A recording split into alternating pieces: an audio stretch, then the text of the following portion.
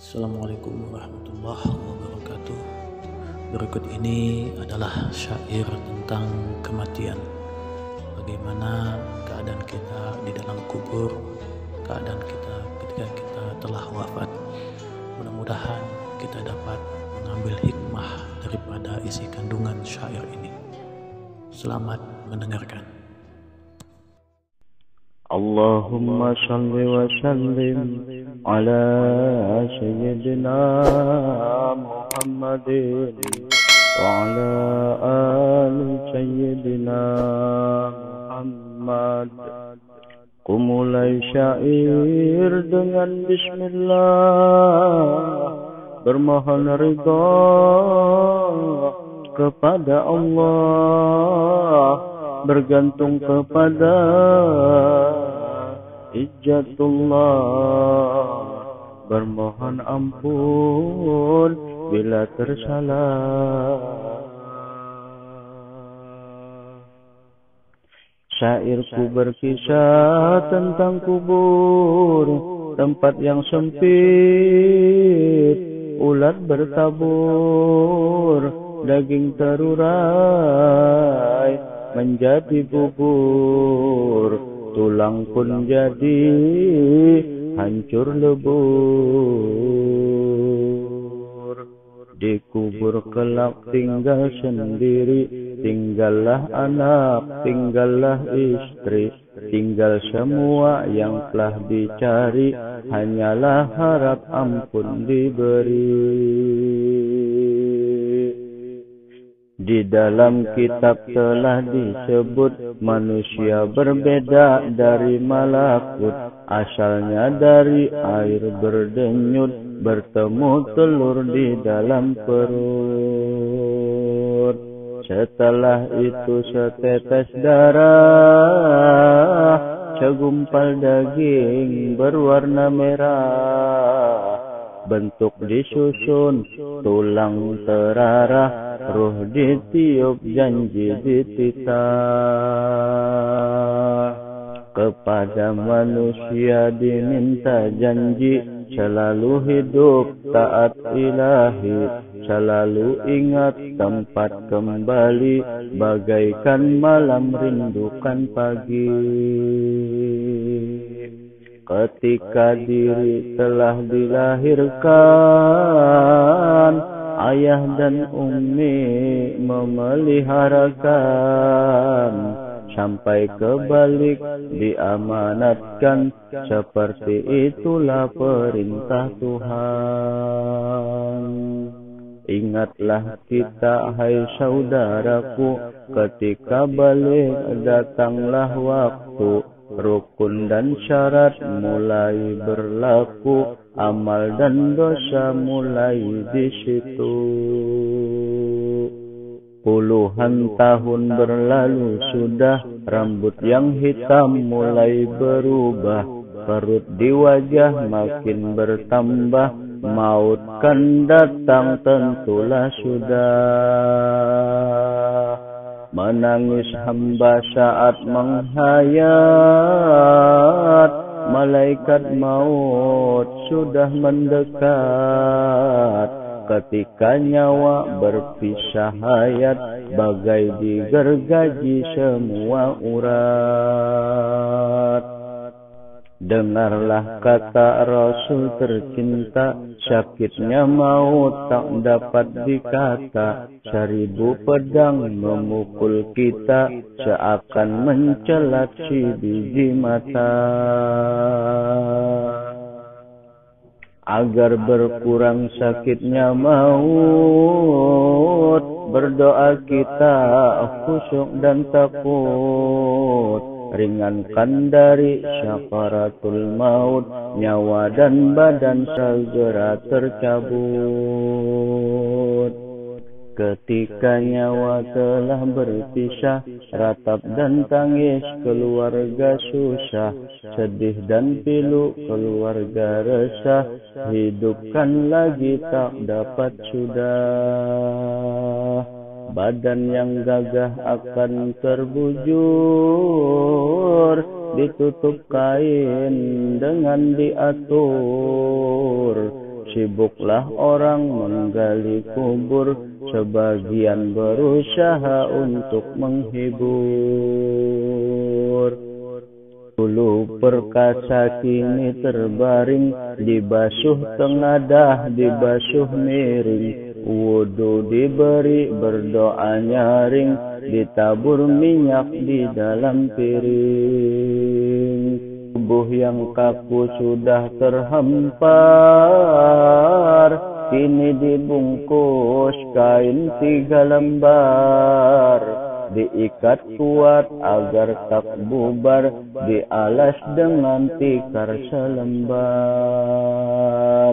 Kini orang mensolatkannya, terlihat dari banyak dikitnya. Kalaulah baik banyak orangnya, sedikit juga boleh hukumnya. Setelah sholat subuh diangkat, keranda dibawa bercepat-cepat, jalannya bagai mau melompat, kubur menanti semakin dekat.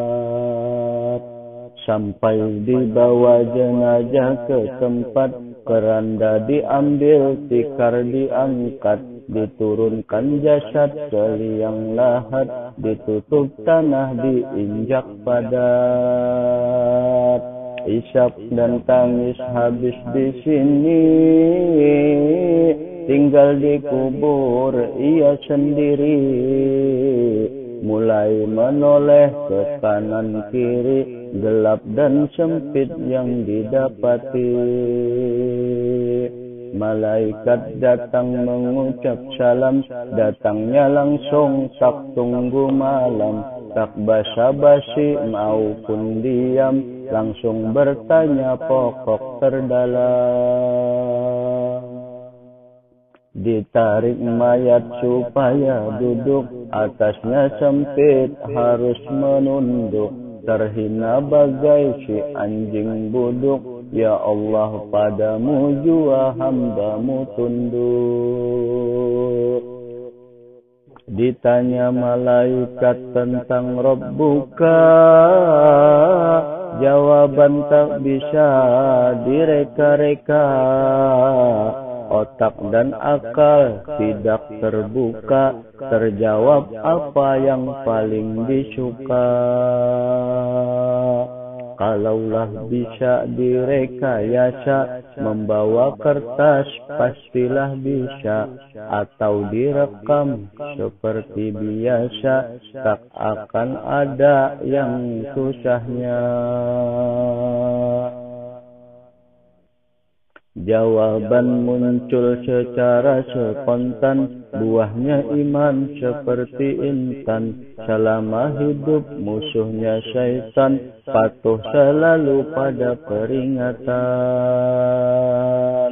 Jawaban akan muncul mengalir, lancar seperti hanyutnya air. Tanpa dihafal, tanpa dipikir, asalkan hidup banyak berzikir. Bagi mereka yang salah kata, dihantam langsung patah tulangnya. Sakitnya tak bisa diungkap kata, sampai mencelat si biji mata. Tanya kedua tentang imamnya, apakah Al-Quran dipedomaninya? Perintah Allah dikerjakannya, larangan Allah ditaatinya. Jawaban tak dapat direkayasa, kalaulah benar pastilah bisa, kalaulah tidak putuslah asa, dipukul dengan cambuk selaksa. Beda dunia dengan dikubur, jasad dipukul sampai membubur, kembali lagi karena lentur, dipukul lagi daging berhambur. Tanya ketiga tentang Rasulnya, apakah jadi teladan hidupnya? Ibadah ikut cara-caranya, bercermin selalu pada akhlaknya. Kalaulah hidup penuh maksiat, jawaban pasti salah dan sesat. Terbalik-balik, terjulat-julat, dipukul lagi berlipat-lipat. Sungguh sedih bukan kepalang, rasakan siksa tiada terbilang. Tak ada tempat berlari pulang, sampai kiamat datang menjelang. Tanya keempat sangatlah dahsyat, bagaimana cara harta didapat? Kemana harta jadi manfaat, dipakai benar atau maksiat? Tanya yang ini amatlah penting, karena harta iman terbanting. Tua yang muda bisa menyunting, rambut yang lurus bisa keriting. Harta yang baik ada zakatnya, dipakai dengan benar caranya. Dicari dengan aturan kitabnya, akan membantu lapang kuburnya. Ditanya juga kiblat dirinya, itu bermakna tentang sholatnya. Kalau ke Mekah jawab darinya, berarti sholat benar caranya. Ditanya juga sholat yang wajib, darilah Isya sampai ke Maghrib. Apakah telah dikerja tertib, ataukah hanya tertunggit-tunggit? Kalaulah sholat sudah sempurna, beruntung ia hingga jadinya. Mendapat pahala dijanjikannya, selamat ia dalam kuburnya. Setelah itu malaikat pergi, meratap ia sesali diri. Mengapa di dunia tak tahu diri, untuk kembali tak mungkin lagi. Dalam ratap tangis menghibah, datanglah teman yang tak didamba. Busuk bernanah, kotor beristinja, kalau bicara sangat marahnya. Yang baik juga diberi teman, harum baunya penuh senyaman. Kalau berkata terdengar nyaman, sungguh bahagia sampai akhir zaman. Di dalam hadis Rasul bersabda, di dalam kubur orang berbeda. Yang beriman di taman surga, yang melawan di dekat neraka. Bagi mereka orang beriman, hidup di kubur tiada bosan. Seperti tidur punya impian, terbangun di hari pembalasan.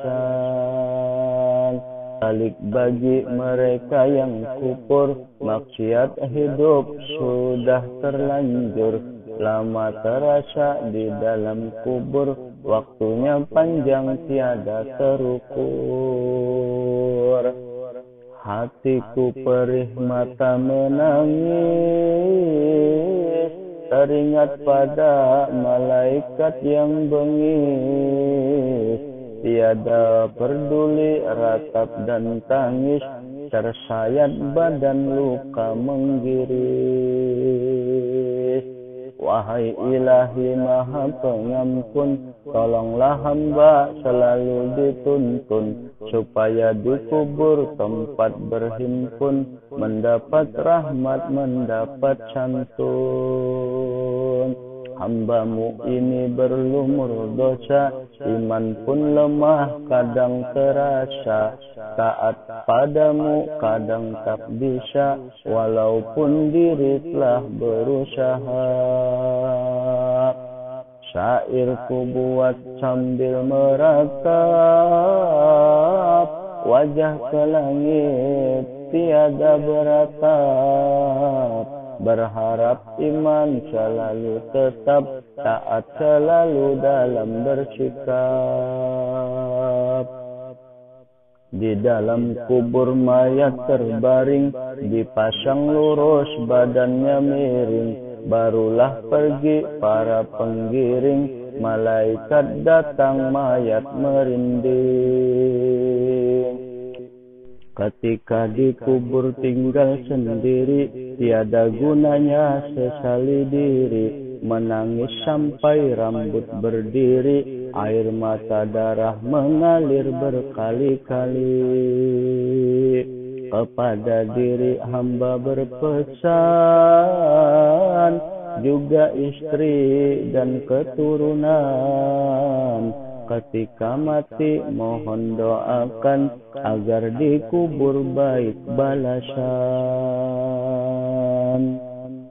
Pada sahabatku ucap salam sebagai penutup terakhir malam, berharap hamba pada penguasa alam dikaruniai surga Darussalam.